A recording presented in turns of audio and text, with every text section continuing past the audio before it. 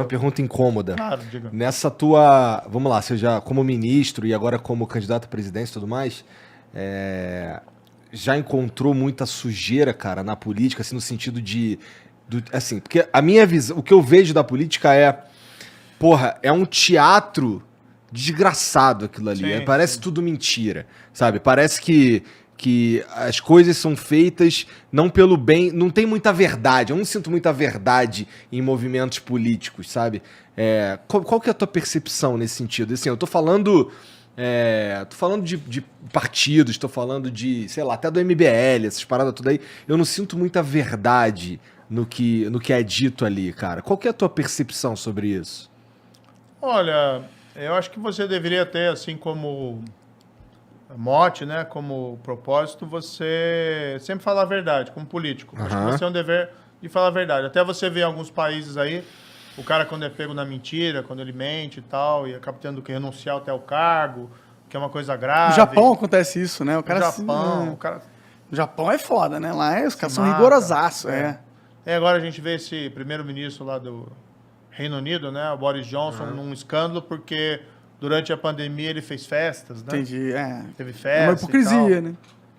Ele jura de pé junto que não sabe. Mas foi na casa dele, né? Pois é. Mas beleza. Então, acho que o primeiro dever tem que ser sempre falar a verdade. A gente, infelizmente, vê muito da pessoa mentindo que está na política e não sofre nenhuma consequência. Acho que E vai além hoje- da mentira. Acho que assim, É meio que um jogo pelo poder pra esses caras só, que nem tá ligado? a gente fala assim, tem que seguir a lei. Mas a lei, muitas vezes, ela não é exatamente moral. Por exemplo, o Bolsonaro lá com o lance do dinheiro do apartamento, que acho que era o dinheiro de moradia que ele falava que usava pra comer gente. Um bagulho assim. Sim.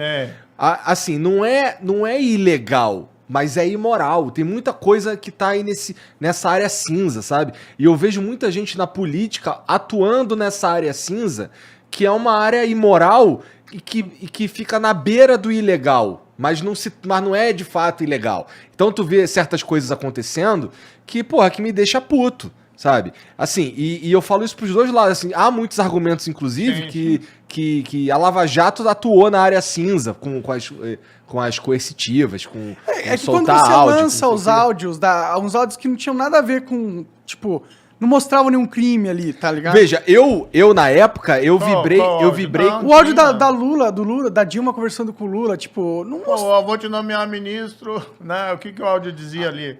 Sugeria que ele ia ser nomeado ministro para escapar das investigações. Eu sei, mas é tipo... Isso Mas isso é importante pra investigação, entendeu? A vazar pra mídia é uma parada que, tipo, parece que você está agindo politicamente como instituição Lava Jato Monark, também, entendeu? vou te dizer o seguinte, se você não tivesse tornado tudo público na Lava Jato desde o começo, não tinha durado 2 meses. Era importante a opinião pública, Você com era certeza. importante você colocar, ó, o que está acontecendo é isso.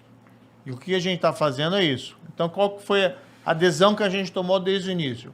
Não vamos ficar escondendo mal feito de gente que fez coisa errada. Então, estava tudo nos processos. A gente não decretava sigilo nos processos. O processo era processo eletrônico na internet. Então, todo mundo tinha acesso. Então, a gente seguia um padrão.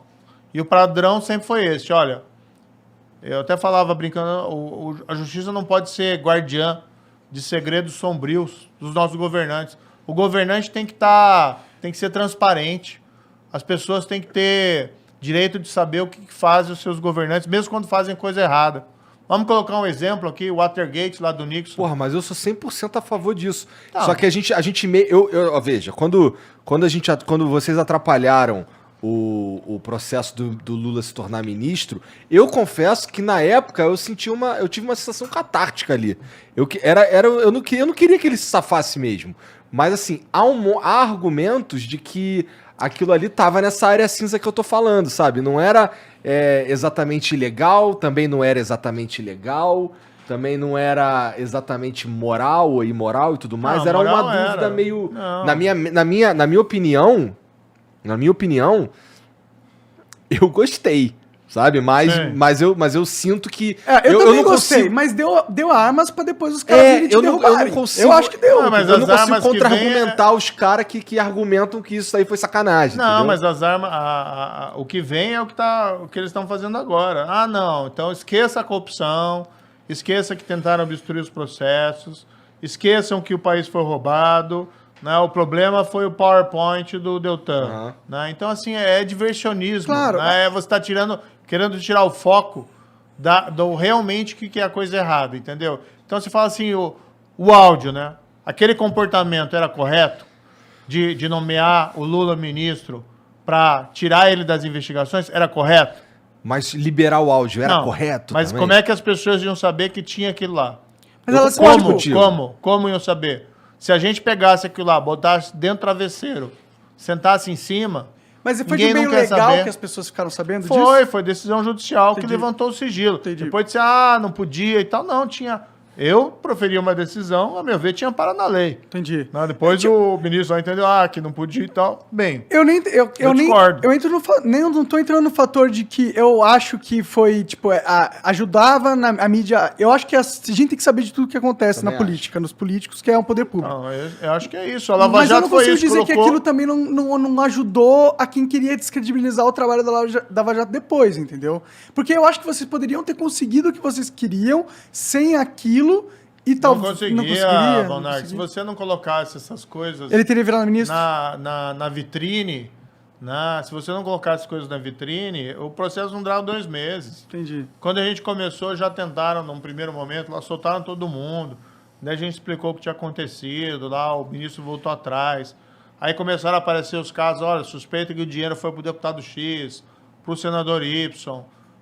Isso que fez com que a gente... não consigo discordar desse ponto. Eu acho que a luz aos maus feitos gera indignação da população e gera apoio à Lava Jato. A minha questão é só, assim, eu tô, na verdade, advogado do diabo aqui. Não sei se, assim...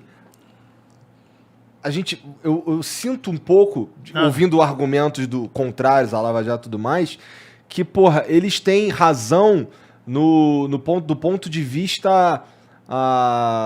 Não sei se é legal da coisa, mas assim, não sei se todos os argumentos que eu escuto são o devido processo legal foi meio que violado aqui, porque isso daqui, ele solta aí e depois pede desculpa e foda-se, tá ligado? Não teve nada disso, a decisão foi tomada com base na lei, você pode até discordar da decisão, foi uma decisão com base na lei, tá? A interpretação que eu fiz, todas as decisões foram assim.